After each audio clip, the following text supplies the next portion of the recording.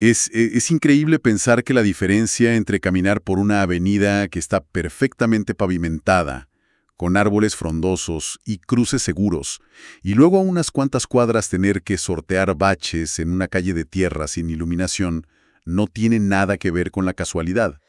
Claro. O sea, uno piensa a veces que es suerte o que el barrio simplemente creció así de forma natural. Exacto, como si fuera un accidente del destino. Pero todo se reduce a una ecuación matemática despiadada y a una competencia económica feroz. Hoy tenemos en la mesa un análisis profundo de un material verdaderamente revelador. Así es. Y es un texto que nos obliga a quitarnos ese filtro romántico de cómo vemos las ciudades. Estamos hablando del libro Urbanismo en el Sur Global, la plusvalía del suelo y su gestión en perspectiva. Un material publicado este 2025 por la Universidad Autónoma de Ciudad Juárez, escrito por el investigador Andreu Marful. Totalmente. Y la misión que tenemos en esta inmersión profunda de hoy es bastante monumental, la verdad. Queremos descubrir quién es realmente el dueño del valor de las ciudades que habitamos y entender por qué la pobreza urbana no es un simple accidente, sino que es el resultado de un sistema muy específico. Y para dar respuesta a esos contrastes tan marcados que mencionabas en las calles, el concepto central que introduce Andreu Marful es lo que en urbanismo se conoce como la plusvalía urbana. Bien, vamos a desempacar esto.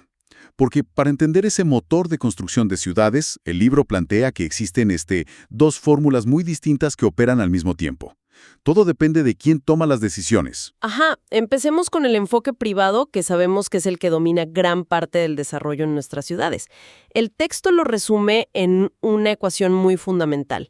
Beneficios menos costos es igual a un resultado positivo. A simple vista, eso suena a la matemática básica de cualquier negocio, ¿no? Compras barato, vendes caro. Pero intuyo que lo que entra en la categoría de costos en el mundo inmobiliario esconde un par de sorpresas. O sea, no estamos hablando solo de comprar cemento y varilla. No, no, para nada. Los beneficios en esa ecuación representan el valor de venta o la renta de los inmuebles. Pero la variable de los costos es muchísimo más compleja. El sector privado, según las normativas urbanas, también debe asumir costos que van más allá del edificio en sí. ¿Cómo qué tipo de costos? Bueno, la urbanización de las calles adyacentes, por ejemplo, la creación de zonas verdes y la donación obligatoria de un porcentaje de ese suelo para servicios públicos. Espera, o sea, ¿la empresa desarrolladora tiene que regalarle al vecindario un parque o pavimentar la avenida antes de poder vender un solo departamento? Exactamente, las calles no se venden en el libre mercado, pero son un requisito indispensable para que esas viviendas tengan valor. El capital privado evalúa todo esto y solo decide invertir si al final de toda esa lista enorme de gastos, la ecuación arroja un resultado positivo. Si el riesgo es muy alto o el margen es muy bajo, simplemente buscan otro lugar. Así es, se llevan el capital a otro lado. Tiene sentido que solo construyan donde los números sobran. Ahora, cuando el gobierno es el que toma la iniciativa de construir, el libro señala que la ecuación cambia por completo. Porque el incentivo ya no es el lucro financiero. La iniciativa gubernamental opera bajo otra fórmula.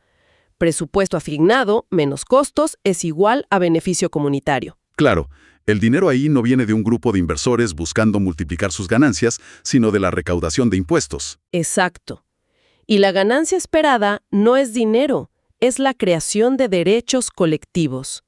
Hablamos de construir la infraestructura que no es negocio para ninguna empresa privada, como un hospital público, un puente peatonal o una escuela. La meta del Estado no es ganar dinero con esa obra, sino invertir el presupuesto de manera eficiente, no perderlo y asegurar que se traduzca en bienestar general. Es como si el sector público tuviera que entrar a rescatar exactamente aquellos espacios donde la primera fórmula, la del desarrollador privado, da números rojos. Pero para entender este juego de ajedrez tenemos que retroceder un paso y preguntarnos de dónde sale todo este valor del que estamos hablando.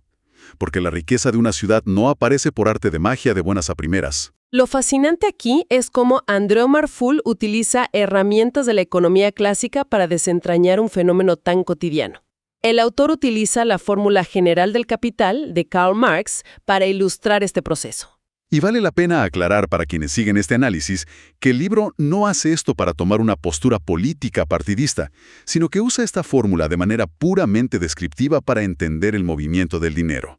Totalmente, es un uso analítico.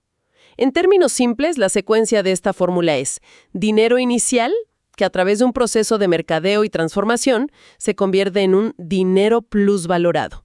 Es un capital que genera un valor extra.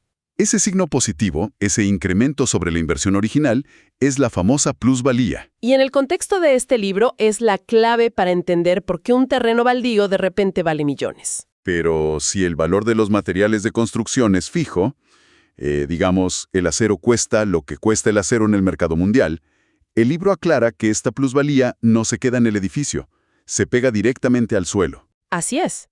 El bien inmueble, el edificio en sí, pierde valor con el tiempo. Envejece, requiere mantenimiento y eventualmente se deteriora. Pero el suelo sobre el que está construido hace exactamente lo contrario. O sea, el terreno es la verdadera esponja que absorbe toda esa riqueza generada por el entorno. Exactamente. La plusvalía, impulsada por las decisiones políticas, la construcción de infraestructura cercana y el simple dinamismo de la gente moviéndose alrededor, recae exclusivamente sobre la tierra. El suelo no produce nada por sí mismo, pero absorbe el valor de todo lo que ocurre a su alrededor. Hay un ejemplo buenísimo en el texto para ilustrar esto, porque a veces suene muy abstracto. Imaginemos un terreno del tamaño exacto de una cancha de fútbol. Si el plan urbano del municipio dicta que ahí solo se pueden construir 2 casas unifamiliares enormes, el valor de esa tierra tiene un tope bastante bajo. Claro, porque el potencial de venta es limitado a 2 familias. Pero si el ayuntamiento cambia el uso de suelo y dice que ahora se permiten 100 casas pequeñas con calles internas y un parquecito, el valor del terreno se dispara de la noche a la mañana. Sin que el dueño haya puesto un solo ladrillo todavía. Exacto. Y aquí es donde se pone realmente interesante. Si la ciudad decide que en ese mismo terreno, en esa misma tierra, se puede levantar un rascacielos de 80 pisos justo encima de una nueva estación de metro, el valor se vuelve monumental. Y la tierra no cambió. Sigue siendo el mismo rectángulo de pasto y tierra. Todo el valor fue inyectado por un papel que dice qué se permite hacer ahí. Esa mecánica es lo que el libro estructura a través de una escalera del valor del suelo. Es muy útil imaginarlo como si el terreno fuera subiendo de nivel. En el nivel más bajo tenemos el VSN, que es el suelo natural sin explotar, un bosque o un cerro virgen. Y luego sube al BSNE, el suelo natural explotado. Ajá. Cuando se tala y se utiliza para agricultura o ganadería, ya genera una renta básica. El siguiente gran salto es el VSU, el suelo urbano, que es cuando el gobierno traza una cuadrícula, pone tuberías de agua y permite construir viviendas. Ya estamos hablando de ciudad formal. Sí, y la cúspide de esta escalera es el VSUM, el suelo urbano metropolitano. Este es el centro financiero, el nodo de transporte, donde el nivel adquisitivo y la densidad de servicios son máximos. Cada vez que un terreno sube un escalón en esta clasificación, su plusvalía crece exponencialmente, y como decíamos, sin que el propietario haya tenido que mover un solo dedo. Lo que nos lleva a un conflicto enorme. Si el ayuntamiento construye una estación de metro y un terreno vacío triplica su valor solo por estar al lado, el trabajo pesado lo pagaron los contribuyentes. Entonces, en este tablero de la ciudad, ¿quién reclama toda esta riqueza generada? El libro menciona 3 jugadores principales, peleando por ese cofre del tesoro. Sí, el análisis desglosa a estos 3 agentes interesados y el orden de relevancia social es muy clave aquí. En primer lugar está el municipio, que actúa en representación del gobierno local y de la comunidad. Su interés fundamental, supongo, es capturar parte de esta plusvalía para convertirla en infraestructura pública. Exacto, busca modelar la ciudad. Busca que el negocio privado cumpla una función social, exigiendo que las ganancias colosales de ese rascacielos que mencionabas ayuden a financiar el mantenimiento de las calles y los servicios de la ciudad entera. En el segundo puesto de esta competencia, tenemos a la propiedad del suelo, el dueño original de la tierra. Que técnicamente es quien termina pagando todo el desarrollo, aunque en la práctica suele ceder una parte de los lotes a la constructora a cambio del trabajo. Su único interés es quedarse con la mayor ganancia posible. Que el resultado positivo de la primera ecuación alcance su punto máximo. Y el tercer jugador es la empresa desarrolladora, la que mete las excavadoras y levanta el edificio. Si es una empresa privada, su negocio es ejecutar el plan, asumir los riesgos y cobrar un lucro por su trabajo. Pero el texto hace una observación muy aguda sobre qué pasa cuando el dueño de la tierra y la empresa constructora son los mismos. Ahí cambia la dinámica. Cuando la propiedad del suelo y la empresa desarrolladora son la misma entidad, la ambición natural es acaparar la totalidad de la plusvalía. Eliminan a los intermediarios. Exactamente, para asegurar que cada centavo del incremento de valor se quede en sus arcas privadas. Y si conectamos esto con el panorama general de la teoría que expone Andreu Marful, emerge una contradicción muy profunda. ¿Cuál sería esa contradicción principal? Que la plusvalía es, en su esencia más pura, una obra colectiva. El valor de esa torre de departamentos existe porque hay calles públicas que llevan hacia ella, porque hay transporte, hay escuelas y porque hay una economía local vibrante. Claro, miles de personas trabajando y consumiendo alrededor de esa torre. Sin embargo, bajo la mentalidad neoliberal que analiza el libro, la respuesta a quién pertenece toda esta plusvalía generada por el esfuerzo comunal es automática. Le pertenece a la propiedad privada del suelo. Es la apropiación privada de un valor inmenso que fue construido socialmente.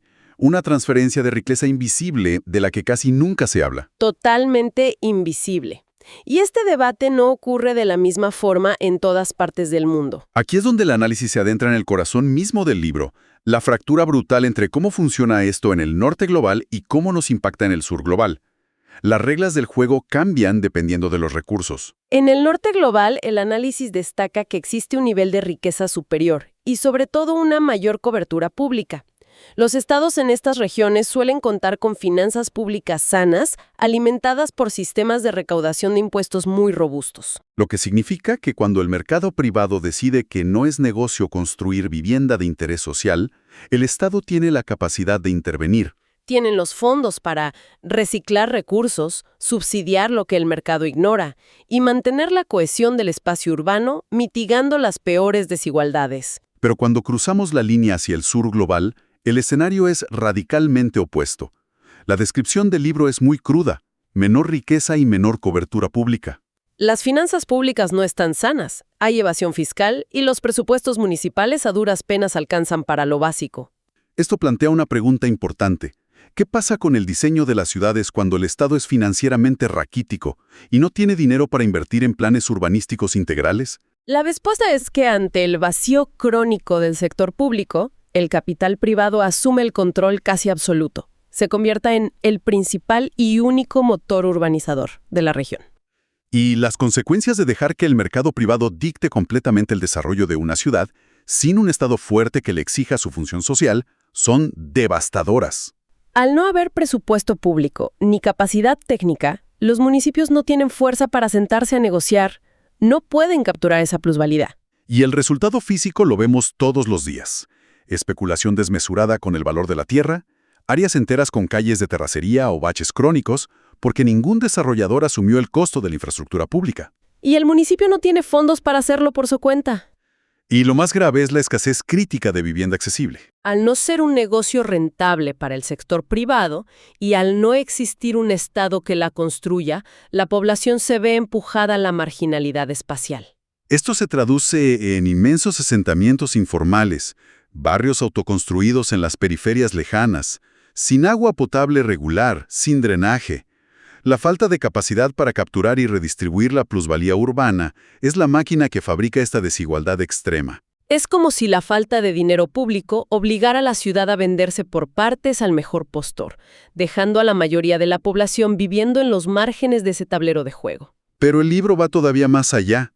Andreu Marful argumenta que esta pobreza urbana en el sur no es solo un problema local, sino que es una pieza clave que financia al norte. Es una lectura macroeconómica muy incisiva. El autor expone que la debilidad de los derechos sociales, los bajos salarios y la falta de regulación urbana en el sur global funcionan como un mecanismo que alimenta la riqueza del norte. Se establece una dinámica de capacidad extractiva. Así es, donde los recursos naturales se obtienen a bajo costo, precisamente porque las regulaciones ambientales y laborales son laxas, y además las presiones de estas ciudades fracturadas generan flujos migratorios masivos. Proveyendo al norte de mano de obra que sostiene sus propias economías. La pobreza en un hemisferio financia el bienestar en el otro. Entonces, ¿qué significa todo esto para nosotros en el día a día? Al aterrizar estas grandes teorías económicas a la calle que pisamos, nos damos cuenta de que la congestión del tráfico infernal o la ausencia de un parque a menos de 10 cuadras no son accidentales. Es el mapa impreso de si el gobierno local tuvo o no la fuerza de exigir su parte de la plusvalía. Es la manifestación física en cemento y asfalto de esas ecuaciones matemáticas. Y esto resalta una de las conclusiones más potentes del material. La planificación urbana no debe verse jamás como un gasto administrativo, Sino como una inversión. es, junto con la educación, la sanidad y el medio ambiente, la mejor inversión pública que existe. Elaborar un buen plan urbano tiene un costo minúsculo en comparación con el inmenso beneficio social de capturar la plusvalía a tiempo. Cuando se planifica antes de que lleguen las excavadoras, se establecen las reglas para evitar la especulación y se impide la creación de inmensas zonas marginadas. Zonas que décadas después costará miles de millones intentar integrar a la red de servicios básicos. Es la diferencia entre construir una casa con cimientos sólidos o tratar de ponerle parches a un edificio que ya se está hundiendo. Pero hay una reflexión sobre el abandono en el texto que es bastante cruda. Hablamos de la plusvalía como si fuera una montaña de oro asegurada, pero el mercado que crea ese valor también tiene el poder de destruirlo. El capital no tiene lealtad geográfica, busca rendimientos, y cuando las condiciones del entorno se vuelven adversas, ya sea por una crisis económica, por violencia o por desastres naturales, el capital huye. Y cuando la inversión se retira, el suelo pierde su plusvalía a una velocidad vertiginosa. Edificios abandonados, centros comerciales vacíos. Esto demuestra que la tierra por sí sola no vale nada. El valor de la ciudad depende de la inversión constante y coordinada. Para cerrar y hacer una recapitulación rápida de todo esto, podemos ver que las ciudades son un tablero donde el sector público y privado compiten por el valor generado. Y en lugares con menos recursos como el sur global, la falta de planificación deja el control total en manos de la especulación, creando una gran desigualdad. Esa es la médula del análisis. Y para dejar un pensamiento final provocativo flotando más allá de lo expuesto hoy, si partimos de la premisa de que la plusvalía del suelo aumenta simplemente porque la comunidad existe, camina por esas calles y consume en esa zona, ¿Qué pasaría entonces? ¿qué pasaría si la simple presencia humana y la actividad diaria en una ciudad pudieran cotizar y generar dividendos directos para la población local? Como si fuera una acción en la bolsa de valores, una democratización del valor urbano. Es una idea que desafía por completo el modelo actual. Cambia totalmente la perspectiva la próxima vez que veamos una nueva torre de lujo en la zona. Agradecemos profundamente el tiempo dedicado a este análisis detallado. Ha sido fascinante y esperamos que esta inversión profunda mantenga viva la curiosidad sobre cómo se diseñan nuestras ciudades. Hasta una próxima oportunidad.